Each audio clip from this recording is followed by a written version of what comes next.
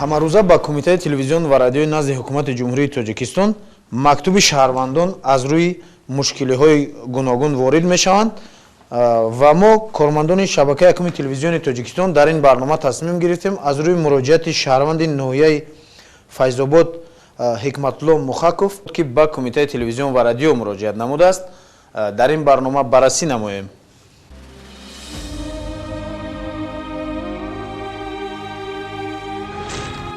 рӯзе ки мо барои сабти барнома ба суруғи Ҳикматулло Мухаков даъвогари навбатии барнома баромадем, дар душанбе ҳаво офтобӣ буд, вале бо расидан ба ноҳияи Файзобод махсусан деҳаи сарои ин ноҳия аллакай заминҳо барфпӯш буданд. дар аввал рафтем ба ҳавлии даъвогар. من هم خطر دل به عمدی داشتم مثل باس بودم همون را کلیکی دیدید میتونی من سینگ جوب. ҳикматулло Мухаков мегуфт ки дар масоҳати 70 сотиқ боғ бунёд намудааст, вале масъулини ҳукумати ноҳияи Файзобод замини боғи ӯро барои тақсими заминҳои назди ҳавлигӣ барои сокинони деҳаи сарой ҷудо намудаанд. ҳикматулло Мухаков моро бурд ба боғи бунёд намудааш ки ҳама барфпӯш буд. норизогии шумо ҳамун аст ки масалан ҳукумати ноҳия дидау дониста боғи шуморо ки ҳуҷҷат доштен ҳамин ба ҳукумати ҷумҳурии Тоҷикистон барои ҷудо шудани фонди манзил пешниҳод кардааст. пешниҳод кардааст ҳамчуноне ки боғ вуҷуд надорад гуфта пешниҳод кардааст. ино ҳамчун боғ ҳисоб накарда ҳамира мехел кардам. ҳамчуноне ки ҳамчун боғ вуҷуд надорад хестам пешниҳод кардам. 110 тана ниҳоли сев овардам ҳамира шундам. ман ҳамин одам шоҳиди зинда имзошон аст подписшон аст 110 тана сев гашта 2000 то 2012 кардам қарори замина мана надодан на фарзанд надодан на хидмат. ман Россия рафтам омадам гуфтам ки замини дар манзили дар ҳисоби манзили хоҷагӣ галдидааст. гуфтам чӣ хел дар ҳисоби манзили хоҷагӣ зашта ки дар авиатсиони монден дар фурӯш монден ниҳоли хидмат гашта дар хидм фурӯхте ба маблағи $700. ҳамзамон дар рафти сабти барнома ба мо муяссар шуд ки масъулини ноҳияи Файзободро ба ҷои ҳодиса даъват намуда бо даъвогар рӯбарӯ намоем. дар аввал суол нисбати чӣ гуна тариқи музояда фурӯхта шудани ин замин буд ки байни даъвогар ва масъулин баҳсеро ба бор овард. через натар сафор мекардем ҳамин заками замин через натар сафор мекардем. фақат барои коромиларни иҷора шудагӣ тамом ба чарогоҳ ро ба иҷора ба муҳлати 5 сол барои ташкил намудани боғи сифоизохи ба иҷора медиҳад. боғи ба иҷораш мети боғ мекунад баъд хиёл ки осмо мекунад ба иҷора дар муҳлати 5 сол додиян шо ҳамин яъне ҳамин нархҳое ки мега масалан даъвогар ки ҳамин охи нархҳоро ауксион дамондиян харидаи иҷата ауксион дамондиян охи ҳаминҷа фақат хатогиш ҳамиш дега ки агар ки охи фонди манзилиш кардан чӣ да ауксион мондан шо ана ҷура ана навда сари гап омадӣ ҳамин фонди манзилиш карда чӯ дар авиатсиони монда яъне як хатогӣ ҳамин ки бубинед ин замин феврали 2011 дар фонди манзил даромадааст, вале дар моҳи апрели 2011 ба фурӯш монда шуда ауксион. ин ауксиона ки ташкил мекунад? шӯъбаи амули ноҳияи Файзобод. Кумитаи андоз кашидаги қарзи хоҷагӣ шидаги дар кадом ҳолат ҳабс мешавад ки бай? дар сурати қарздор будани хоҷагӣ қарза зиёда аз 300,000 қарздор буд. риши қарори чизи амвол қатшӣ биромадаги кумитаи андоз қатӣ. вале даъвогар мегӯяд пеш аз оне ки ӯ ин заминро тариқи музояда харидорӣ намуд, масъулини ҳукумат медонистанд ки ин замин ба чӣ муддате ба ӯ дода мешавад. чӣ хел ҳамин ҳукумати раён пешниҳод кард дар авиатсиони мон ҳамин одамои састав ҳамаш комиссия ҳамин кор буданд комиссия буданд ки ҳамин қитоа дар фурӯш ай мо ҳамин қитоаро харидем.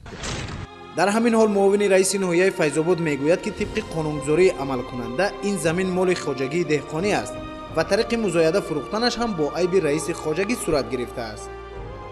соли 2011 бар асоси қарори ҳукумати ҷумҳурии Тоҷикистон ба таб расидааст дар ҳақиқат дар 481 гектаре ки ба ноҳияи Файзобод ҷӯ шудагӣ буд ҳамин қитъаи заминам дар он ҷо медурад.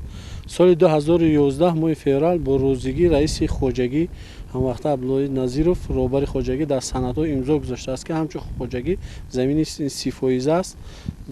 вақте ки дар сурати 30% ба иҷора додани қитъаи замин ин маънои онро надорад ки ҳамин қитъаи замин аз ҳамон шаҳрванд аст. фақат заминҳое ки дар хоҷагии Абдуллои Назиров аст бо қарори ҳукумати ҷумҳурии ҳамчун хоҷагии давлатӣ тухмипарварӣ аст аз баланс бароварда мешавад. яъне қонунан вақте ки як нафар боғ мекунад, қонунан вақте ки он боғ ба фонди манзил ворид мешавад ки фонди манзил гузаронда мешавад, از اون صاحب باغ پرسیده میشه یا نه؟ از خورئیس اینجا صاحب ملک خودی راهبر خواجگی حساب میخوره. یعنی خواجگی همچون خواجگی دولتی تخم پروری است. راهبر خواجگی در صنعت‌های کمیسیون جدا کردن قطعه‌های زمین امضا و مهر گذاشته شده است که روزی است که از قطعه زمینش با فوند منزل جدا کرده شود. مثلا از اینی که دعواگر دوام میکنه که مثلا $600 طریق اکسیون دو دست و این باغ مثلا خریداری کرده است یا که برای باغ مثلا کردن طریق اکسیون خرید است. این چه خیلی میشه مثلا وجود؟ این باید که در اکسیون باید که پیشنهاد کرده نمیشد.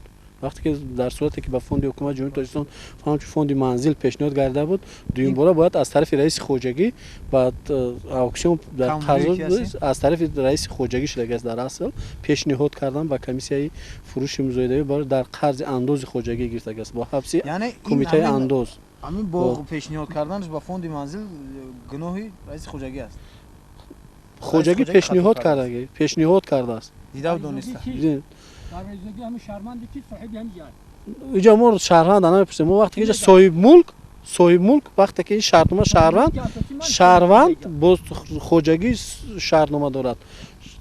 اگر ما در صورتی که وقتی که راهبر خواجگی خودی استفاده برنده اولین درجه قطعه زمین حساب می‌کنه، ما سندار خودی راهبر خواجگی با این می‌رسیم موافق قانون جمهوری تاجیکستان، موافق کدکس زمین جمهوری تاجیکستان، همچون زمین استفاده برنده اولین درجه راهبر خواجگی حساب می‌خواد. نگرانی دعواگر هم در آن است که مبلغ‌های در این باغ صرف کرده‌اش را چگونه می‌گیرد. این قدر که محنتی که من در وسط کردم، او کشیدم، محنت کردم، پوبه کردم، دارو دادم، پارو دادم، اینا من کی میگیرم؟ اگه بگیرم. در وقتش من نگفته که در وقتش من میفهمده که اکا همین قطعه 61 در کسی که باشه هم تمیموناد. در سودا نمیشود. حاضر میگه که ما نمیدونیم. کی میگه نمیدونه؟ همینا نمیدونن. همینا همش اعضای کمیسیون بودن. همش میدونستن. $700 از خود چیز رفته است. حاضر چی ما ای خلق میگیریم؟ خلق را من پول میتا. من در کار نیست. من بتیان همین جو ما بتیان این حالا من اینجا کنده و جای دیگه بودن نمیتونم. این هم در حالی است که مسئولین ناحیه فیض‌آباد میگویند به جای 70 سوتیق زمین للمی به دعواگر 60 سوتیق زمین آبی جدا نمودند و مبلغ درخت‌هایش را نیز پرداخت میکنند، ولی دعواگر به این شرط راضی نیست. حکومت ناحیه در وقتی که معین شد که در اینجا باغ بنیاد کرده است، بعد در اینجا همگی 70 سوتیق از 0.70 سوتیق قطعه زمین است. از زمین حساب زمین‌های آبی خواجگی با مقدار 0.60 گکتار قطعه زمین آبی جدا کردن با همین آدم دادن که یعنی برای با جای 70 سوتیق زمین للمی با همین دعواگر 60 سوتیق زمین آبی جدا کردن که موافق حسابات اگران تکنیکی حجت کرده سرتیفیکات شده است. موافق حسابات چنکای اگرونومی تمام زمین قطعه زمین با 1 گکتار شرطی آبی گرفته میشود، در صورتی که 2 گکتار زمین للمی 1 گکتار زمین آبی حساب میخورد. گرچند که این زمین للمی هم بود، ما با زمین‌های آبی نگردونده با همین زمین 60 سوتیق اینا دادیم. قریب برابر زمین للمی دادیم. با زمین در با پروکراتور مراجعه کردم، پروکراتور حساب کتاب کرده بود. ما ضرری که مثلا نیهولایی که در این وجود است در این باغ، من نیهول شده حساب کتاب دارم، بچه‌ها کارکنای ما حساب کتاب میکنن چقدر مبلغی که ضرر حساب درخت است برگردونده با این شهروند حساب مبلغو میگردونن میگیرن. اگر دیگه 10 جا خونه که بتن دیگه من قناعت بخش نیستم. برای که من اونجا زده شدم 6 سال شد من برای میکار سوت عالی نمون، سوت اقتصادیات نمون، پروکراتور ریسپوبلیک نمون، ناحیه همین 100 باره هم رفتم اومدم. این قدر من رفت خود اگزام بگیرم. ای چه بگیرم من ایرا؟ حالا اینا میگن که ای خلق میگیری، خلق پولت میتا. همون روز از 20 کردن اومدن در ای بید ای نیال قدم میگی کن نو بچه بایجا. هرچند دعواگر میگوید برای حل این مشکلش بارها به حکومت ناحیه مراجعت نموده است و به نتیجه، ولی زیارتچی یتیموف میگوید برای تقسیم نمودن زمین این ساکنین ناحیه برای زمین‌های نزد حولگی رازیگی او را نیز گرفتند. در قبول من بود، من قبول کردم، من فهمیدم، من اومده در اینجا با نماینده اشتراک نماینده پروکراتور بود، نماینده خواجگی بود، هم اومده قطعه زمین جدا کردیم، زمین آبی جدا کردیم، همه یگم گپ نبود. همین نفرم آگاه هست. نفر آگاه بود. وقتی قطعه زمین ما جدا کردیم، زمین آبی پایین‌تر بخوایم اینجا ببینیم، زمین هوار آبی جدا کردیم، یگم حتی این تیرکایی که شنوندگی بود، تیرکاش هم در قطعه همون زمینش وارد کردیم. که مهنت خود کردگی محل از زمین در صورت اون که گرچنده که اگر تیرک در زمین هم شوندگی باشد همچون زمین که ملکیت خوجگی حساب میخواد. من با اون مقصد ریزاگی ندادم که من فهمم کنین. یعنی من فهمم که حکومت بیان ریزاگی خود شما را حکومت نوحیه برای تقسیم کردن زمین در همین زمین شما گرفتگی است.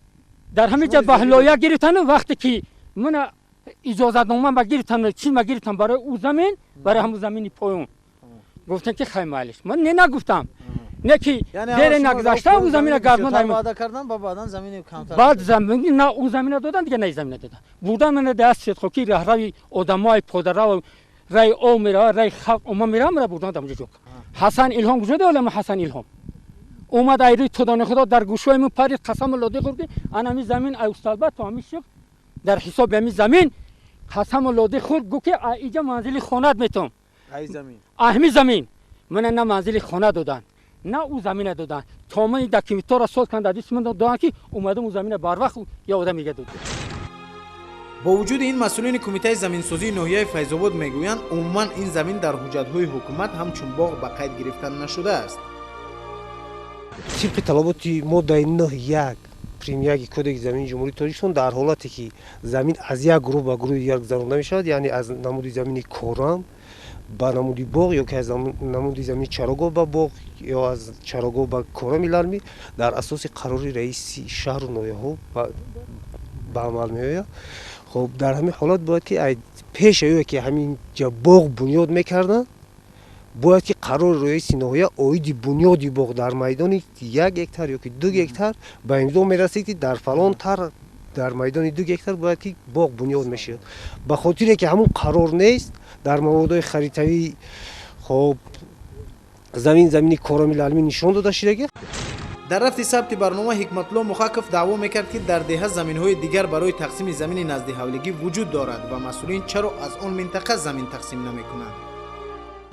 رئیس نمیشد که 70 هکتار باغ سوخوز ندهید در گردن قشلوق ها یک آدم سودا برده ایستش اونها هم باغ دیدی نه بر خلق دوجه بشونه در این جای بی‌آوی مکتب در خود انم تکای حالا باغ چند ساله باغ مردم دادگی تای کرده در پورا باغ دادگی باغ خوجگی هم خریداری قطعی باغ نشون دادگی هم فونده نمیدروه کنجی گچش نگاه که چقدر بالون است در چه خونه میسازن مردم 6 ماه 7 ماه قریب برف در اینجا بلندی برف 1 کیلومتر زیاد میشد قریب تا 2 متر برف میشد چقدر درجه زندگی میکنه مردم.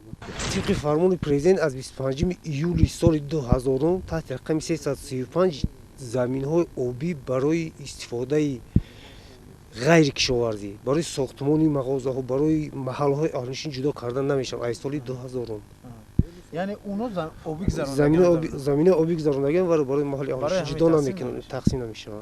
مسئولین حکومت ناحیه فیض آباد میگویند بر عوض باغی که دعواگر ما عین حال دعوا دارد در پایان این زمین 60 سوتیق زمین آبی جدا کرده شده است ولی دعواگر میگوید با قرار حکومت یا که برای گرفتن زمین آبی در پایان زمینش که 60 سوتیق را تشکیل میدهد روزی نیست.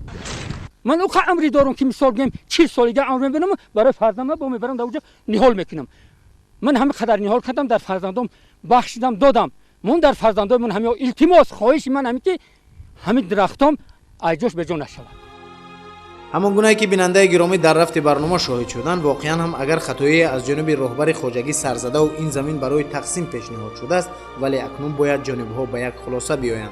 دعواگر نیز باید فراموش نکند که این زمینی که تقسیم کرده می شود هم دهگان او می توانند صاحب زمین نزد حولگی گردند. حکومت ناحیه نیز برای پرداخت همه مهنت‌های این دعواگر کوشش نمایند تا مهنت‌های چند ساله او بر عبث نرود.